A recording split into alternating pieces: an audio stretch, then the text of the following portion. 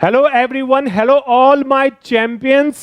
Standard costing trick to solve material cost variance in just 10 minutes. इस material cost variance के trick से आप कोई भी क्वेश्चन मटेरियल कॉस्ट वेरिएंस के 10 मिनट के अंदर अंदर सॉल्व कर सकते हो। अगर आप मटेरियल कॉस्ट वेरिएंस के कॉन्सेप्ट को डिटेल में समझना चाहते हो तो उसका वीडियो लिंक मैंने डिस्क्रिप्शन में दिया हुआ है। आगे आने वाले वीडियोस में मैं labour cost variance, sales variances and even variable fixed overhead, reconciliation statement सभी के ऊपर आप लोगों को ट्रिक्स बताने वाला हूं। बट मेक श्योर दैट आप इस चैनल के साथ चिपक जाओ पहले और subscribe to our channel to learn all the tricks of standard costing. So let's begin with question on material cost variance. एक क्वेश्चन है मटेरियल कॉस्ट वेरिएंस के ऊपर। अब आप इसे देखना, मैं आपको जो ट्रिक बताने जा रहा हूं इस ट्रिक को आप फॉलो करना और किसी भी क्वेश्चन पे आप अप्लाई करना and you will be able to solve that question within just 10 minutes. सबसे पहले आप क्या करोगे, स्टेप नंबर 1। स्टेप नंबर 1 में आप ये नोट करोगे कि मटेरियल जो हमारा इनपुट होता है ये एक मटेरियल है या दो। अगर एक से ज्यादा रॉ मटेरियल इनपुट होता है तो आपको पता है कि यील्ड और मिक्स निकाल सकते हो आप। और अगर क्वेश्चन में पूछ भी रहा है आपका यील्ड और मिक्स, जैसे कि इस क्वेश्चन में पूछा हुआ है, so I am very clear that I have to calculate yield and mix variance. और ऐसे केसेस में जो मैं फॉलो करूंगा वो है कॉलम अप्रोच। तो यहां पे मैं 4 कॉलम बनाऊंगा, 1 2 3 and 4। This is in case of 2 or more than 2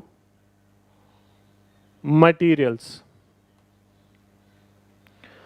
and इस कॉलम में कैलकुलेशन जो आप करोगे, standard quantity for actual output into standard rate, revised actual quantity into standard rate, actual quantity into standard rate and actual quantity into actual rate. Rate can be alternatively called as prices. So ये standard quantity for actual output, please अगर आपको material cost variance में confusion नहीं चाहिए तो आप लोगों को सबसे पहले ये बात समझना पड़ेगा कि इनपुट और आउटपुट में डिफरेंस होता है, राइट? अगर मैं कॉफी प्रिपेयर कर रहा हूं तो coffee is the output, but जो मिल्क उसमें लग रहा है दैट इज माय इनपुट। और यहां पे बात की जा रही है मिल्क के ऊपर, राइट? सो सबसे पहले स्टेप में आपने क्या करना है, फॉर्मेट बनाना है। फॉर्मेट वो देखते हुए बनाना है कि हमारे पास 2 मटेरियल हैं, 2 से ज्यादा मटेरियल हैं। तो यहाँ पे 4 कॉलम्स आपको बनाने हैं। इस कॉलम को आप लर्न कर लोगे, ठीक है? इस कॉलम के सीक्वेंस सेम इसी मैनर में रखोगे आप, और बस आपको यहाँ पे यही लर्न करना है, फॉर्मूलेज नहीं लर्न करने। फॉर्मूलेज ऑटोमेटिकली यहां से डिराइव हो जाएंगे। देन क्वेश्चन की इंफॉर्मेशन, स्टेप नंबर 2 में हम क्या करेंगे, ये हमारा स्टेप नंबर अब 2 स्टार्ट होगा। स्टेप नंबर 2 में material A and material B, जो क्वेश्चन में इंफॉर्मेशन दिए हुए हैं वो आप फिलअप करोगे। सबसे पहले तो आप देखना स्टैंडर्ड रेट, अगर आपको दिया हुआ है तो स्टैंडर्ड रेट ले लेना आप, क्योंकि स्टैंडर्ड रेट अगर आप देखो 1 2 3 3 जगह दिए हुए हैं। So 10 and 2, this is the question. Read करता हूं मैं। Standard cost for producing 180 kgs of a product whose raw material inputs are A and B is given below. Material A and material B, material A 60 kgs लगेंगे, standard input लगेगा at a rate of ₹10 per kg, and material B 140 kgs लगेंगे at a rate of ₹2 per kg। 160 and 140 kgs लगाने के बाद आपका 180 kgs of output produce होगा। ये standard output है। सो मुझे ये दिखाई देता है कि जो ये है आपका 10 and 2 rupees, ये मेरे स्टैंडर्ड प्राइस है। सो 10 rupees and 2 rupees, 10 rupees and 2 rupees, 10 rupees and 2 rupees। और अगर मुझे एक्चुअल रेट भी मिल जाए तो एक्चुअल प्राइसेस दिए हुए हैं A and B 12 rupees and 8 rupees per kg respectively. तो मैंने यहां पे लिख लेना है 12 rupees and 8 rupees, 12 rupees and 8 rupees। अब इसके बाद अगर मुझे एक्चुअल क्वांटिटी मिल जाए तो the consumption of B was 108 kgs। 108 kgs consumption किसका दिया हुआ है, मटेरियल बी का दिया हुआ है। एंड यहां पे भी हमारा एक्चुअल क्वांटिटी है। और क्या इंफॉर्मेशन दिया हुआ है, actual output at 80% yield was 144 KG. इसका मतलब ये हुआ कि मेरा जो आउटपुट है वो 144 केजीज, एक्चुअल आउटपुट 144 केजीज है और 80% यील्ड है। तो इसका मतलब ये दैट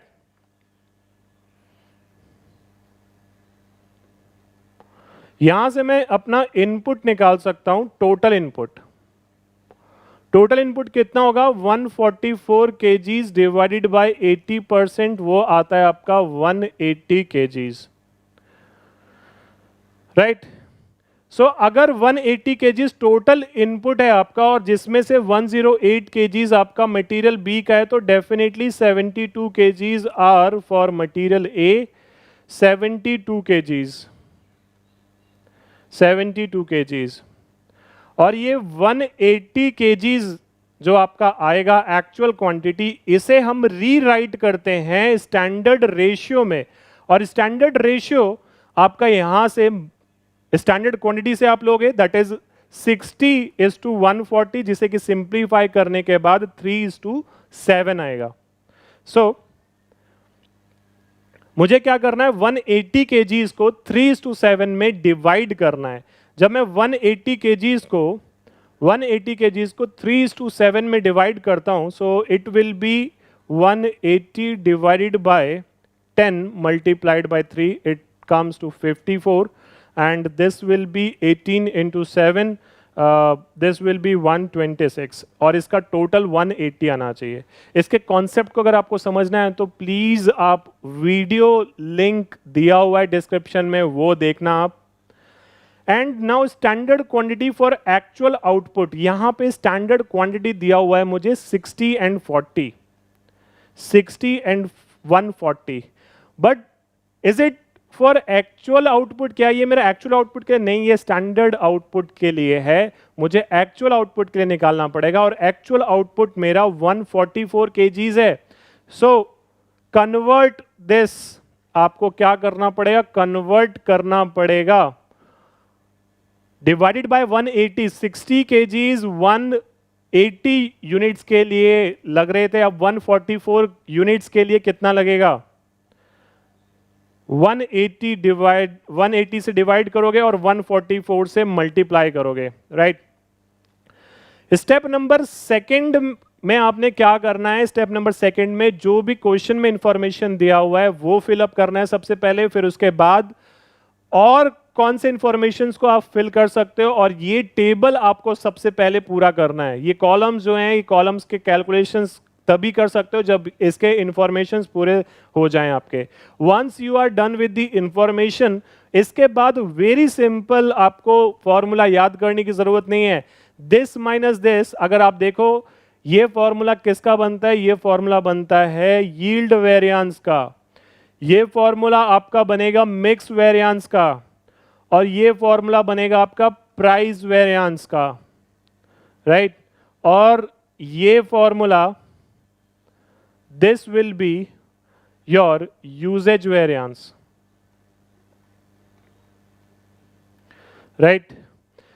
अब आप क्या करोगे, अब आप देखना, आपने yield, mix, price and usage, yield में अगर आप देखो तो आपने क्या करना है, आपने ये जो कैलकुलेशंस हैं यहाँ पे अपने फॉर्मूलेज यूज करने हैं, that is standard quantity into standard rate minus, that is 1 - 2। यहाँ पे आप क्या करोगे, 1 - 2, 1 - 2, 2 - 3, 3 - 4 एंड 1 - 3। द नेक्स्ट इज, आपको कुछ नहीं करना, just you have to do the calculations. आपको क्या करना है, आपको कैलकुलेशंस करने हैं कैलकुलेटर पे और इसे सॉल्व करना है, राइट। सो एक बार कैलकुलेशंस कर लेते हैं।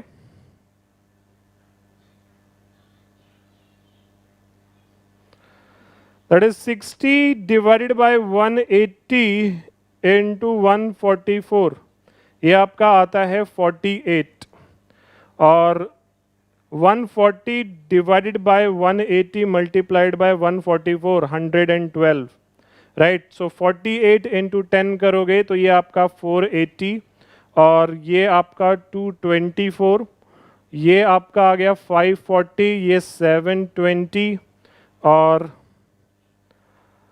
आपका 72 इंटू 12 ये आपका हो गया 864. 108 इंटू 8 ये हो गया आपका 864 एंड 216 एंड 252. अब आपको कुछ नहीं करना, यहाँ पे फॉर्मूलेज मेंशन जरूर कर लेना जब आप उसे सॉल्व कर रहे होगे. So this will be 480 minus 540. ये आपका स्टेप नंबर 3 है. मटेरियल ए के लिए, मटेरियल बी के लिए एंड इसके बाद आपका total. So this is what 480 minus 540, 224 minus 252, 540 minus 720, 520 minus 720, 252 minus 216, 252 minus 216, 720 minus 864, 720 minus 864 and 216 minus 864, 480, 224 minus